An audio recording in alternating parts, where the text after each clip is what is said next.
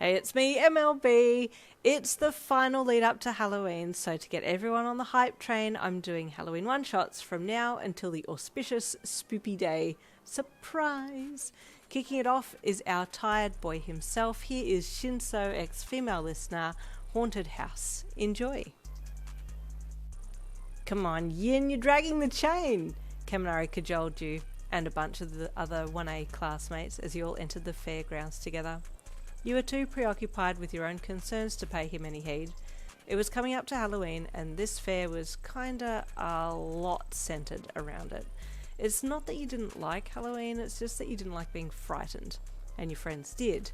And they had been talking about the haunted house at the fair. You knew for sure that that's where they were going to head to first. You glanced ahead at Shinsou. He looked as calm as always. Calm and hot. Why was he just so gorgeous? If I get to go through with him, then I'll count it as a win. I just hope I don't pee myself or something. Or throw up on him. Yikes. You grimaced at the thought. Why the look? Kaminari teased again, catching the look on your face as he fell in step with you. What's wrong, Yin? Shinsou asked, rubbing his neck as he looked back at you with his lidded indigo eyes, that smirking smile almost melting you from the inside out. Nothing. You lied with a shrug, averting your eyes from his.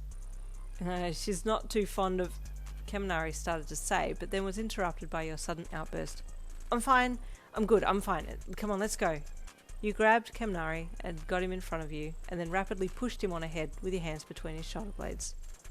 Hey, what's the rush for? He chuckled as you marched him ahead of the group till you were far enough away that they couldn't hear. What's the big ideal, huh? Don't push me like that. I don't want him to know that I'm scared of spooky stuff, you said with a grumpy scowl on your face. Hey, Kaminari said, placing a hand down on your shoulder. I've got you, yeah? I've got this plan to get you and him together.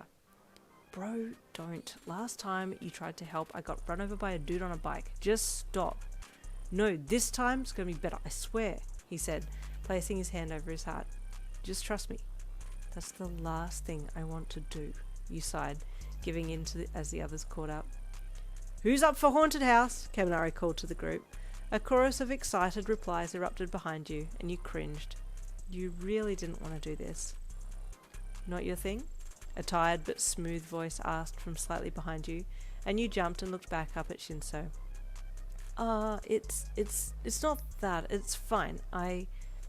If you don't want to, you don't have to. I'll go with you to something else. Okay, I got names in the hat, Kaminari called loudly. We'll just go in pairs. Just reach in and pick out a name, and they will be your partner for the walkthrough. Yin, come and pick. You let the despondent look cross your face as you begrudgingly stepped forwards and reached into the hat that was being held out by Kaminari. You could feel the papers in the hat and was just about to grab one randomly when you felt... fingers?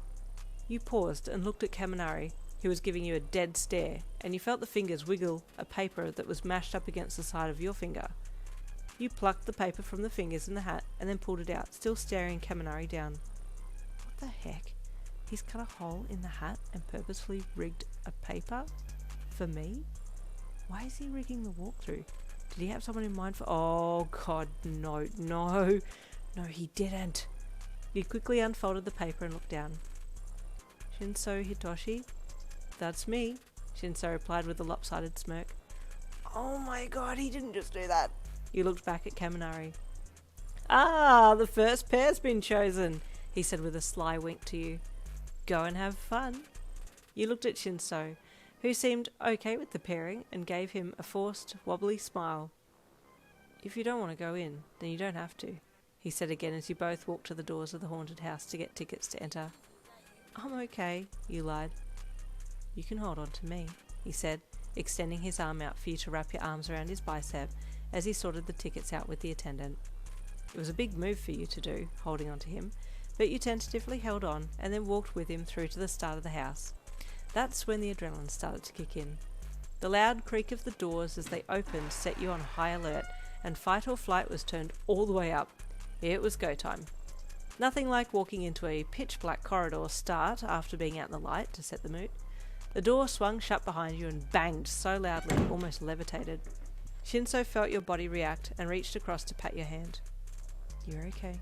he said softly.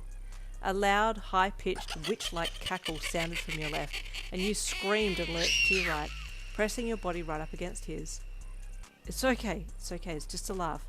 A creepy one, but still, a laugh, he reassured you, slowly moving forwards. Then a brilliant flash of lightning lit up ahead of you, and a grotesque, headless man lunged at you while letting out a loud, yowling yell of pain. Shinsou screamed louder than you at that one, and you turned into him and gripped his shirt as in your balled-up hands as the scream escaped from the depths of your being. No, you whispered. I don't like this. I want to get out. I want to... It's okay. We only just started, but we can get through this. How about you stay behind me? Hold on to me and I'll shield you from the scares, he said, feeling around for you in the dark. You nodded, and then got behind him, and then started shuffling forwards after him. Slowly he walked down the corridor, jumping whenever there was a scream or maniacal laugh, and you just kept your eyes closed and trusted him, holding onto his shirt with a death grip. Something else scary must have popped out next because you felt his whole body tense, but he kept his hands on yours that were around his middle, and he patted you reassuringly. You're doing really well, Yin. Hang in there, he said back to you, jumping as something wet and gooey flopped down on him from above. It hit you after it hit him, and you screamed to high heavens and let go of him to fight this thing off. As you were trying to detangle yourself from whatever it was, a zombified thing came out of nowhere and tried to bite you, spurting you with fake blood. But it all just seemed so real and terrifying that you turned and ran blindly, back the way you'd come. You heard a noise behind you, like someone had been hit, but it wasn't in the foreground of your mind at that point, so you just ignored it. But suddenly strong arms grabbed you and pulled your quivering form against theirs. It's me. It's okay, I'm going to fight us out of here, the calming voice of Shinsou said, holding you against himself. Get me out, you suddenly sobbed. It was all too much. I'm going to punch every single ghost, ghoul, zombie, monster in here to get you out, unafraid, okay? He said solemnly. No one scares you like this and gets away with it. Shinsou was mad now. He had been in the ring of humiliation before, and he keenly felt your vulnerability. You'd gone into this even though you knew that you were no match for your fears, and you were doing your best, but it was all too much. He didn't like seeing you like this. He had to protect you. Turning around to head through the house to the end, he held his head high and kept you by his side. He was new to the hero course, but he took this haunted house on like it was a villain lair. Focusing on ahead, he felt like something was coming up and braced as a ghost threw itself out from behind a black screen. Quickly he kicked his leg out and tripped the ghost up, making it crash headfirst into the wall and fall over with a groan. What happened? He heard a voice ask from the dark ahead. I fell over, he replied, the voice, activating his quirk as he did so. Get up, man, you're supposed to... Walk to the exit, Shinsou commanded the haunted house employee, waiting as the brainwashed man in a skeleton costume walked out from behind the black wall and started heading for the exit. That was easy, Shinsou mused to you, holding you close to him as he followed the skeleton out.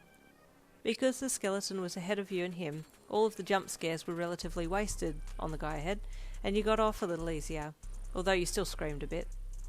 Now through the house, now at the other side, you let go of Shinsou and breathed a deep breath in, discreetly wiping away your tears of fear. The exit came out next to the entry of the haunted house, and Shinsou smiled over at Kaminari and Jiro, who were paired to go next. Kaminari gave him a sly wink and thumbs up, which the Indigoette returned, with his own smirk and wink. I'm sorry, sir, the man at the entry of the house said to Kaminari. There appears to have been some injuries sustained in that last run. Some of our staff need medical attention, so we request that you wait for a few more moments while we reset some of the scenes.